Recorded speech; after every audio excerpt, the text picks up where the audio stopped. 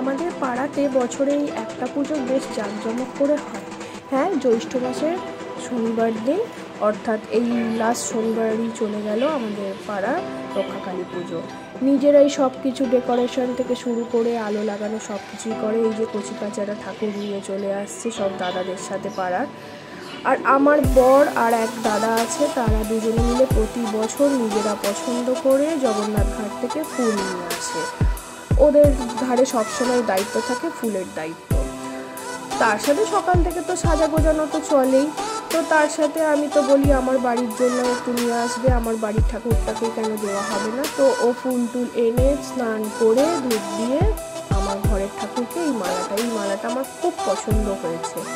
বিগত কবছর ধরেই এই মালাটা খোঁজ করছি, কিন্তু পাচ্ছিলাম না। যাই হোক, পুজো দেওয়ার জন্য রেডি হয়ে গেছি, শুধু আলতা সিঁদুরটা পরে ওর সাথে অ্যাড করে দিয়েছি। সকলে পাড়ার বৌদি, কাকিমা, জেঠিমা সকলেই পুজোর জোগাড়ে ব্যস্ত হয়ে পড়েছে।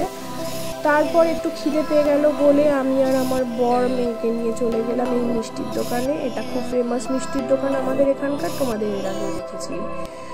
একটু কচুরি মিষ্টি খেয়ে চলে এলাম। তা এখানে এসে দেখি ঠাকুরমশাই অলরেডি এসে গেছে। আর এই ছোট্ট বাচ্চাটা, এটা হচ্ছে আমার সম্পর্কে এক আত্মীয়। তো সে পাশের পাড়ায় এই পুজোটা হচ্ছে, সেখানে আমাকে বললো নিয়ে যেতে, তাই আমি ওর সাথেও চলে গেলাম ওদের পাড়ার পুজোর ঠাকুর দর্শন করতে। এখানে এসে দেখি আমাদের পাড়া অলরেডি পুজো শুরু হয়ে গেছে। সারা রাত এই বাড়ি জেগেছিলাম। এই নিয়ে দুবার হলো আমি সারা রাত জাগি। রাত জাগা আমার পক্ষে একবারই পসিবল হয় না।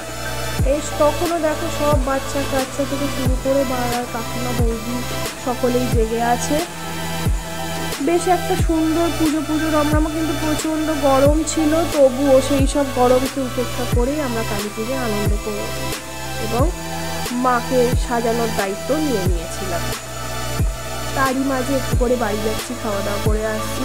নির্ধাল তো আমার দ্বারা হয় না, তবে পাড়ার এক জেঠিমা আছে, সে এই পুজোর প্রায় বলতে গেলে ভোগ প্রসাদ এবং উপোস করে থাকা সব কিছুরই দায়িত্ব নিয়ে নিয়েছে। হোমের জন্য বসে পড়েছি। তো হোমটা বেশ ভালোই লাগছিল। আর উনিও বেশ নিষ্ঠা করে পুজো করেন প্রতি বছর। মানে আমার প্রায় 15-16 বছর হয়ে গেল আমি এই ঠাকুরটার পুজোতে অংশগ্রহণ করেছি, ইনি পুজো করেন।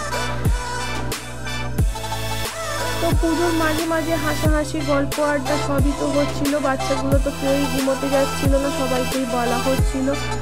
তো এই যে পুজো শেষের পথেই চলে এসেছে। আর এই যে কাকিমাকে দেখছেন, যিনি আসন ধরে আছেন, উনি হচ্ছেন এখানে মেইন যাকে বলে।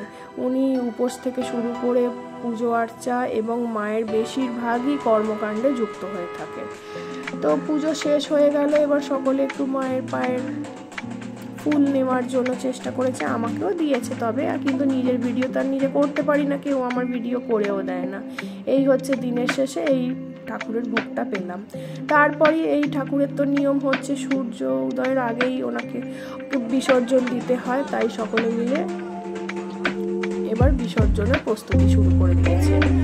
কিন্তু কি কষ্ট লাগছিল যে এত সুন্দর সুন্দর মালাগুলো তখনও পুরো তরতাজা আছে। দেখো, সবাই দেখলেই বুঝতে পারবে। আর এবারে এত মালা পড়েছে, ঠাকুরের ঘাড়ই টাইট হয়ে গিয়েছিল, মানে মুখই দেখা যাচ্ছিল না। তো তাও জন্য কিছুটা করে খোলা হচ্ছে, কিছুটা করে পরানো হচ্ছে। এইভাবেই দেখতে দেখতে হয়ে গেল ভোর। তখন বেজে গেছে প্রায় 4:45, এইভাবেই হয়ে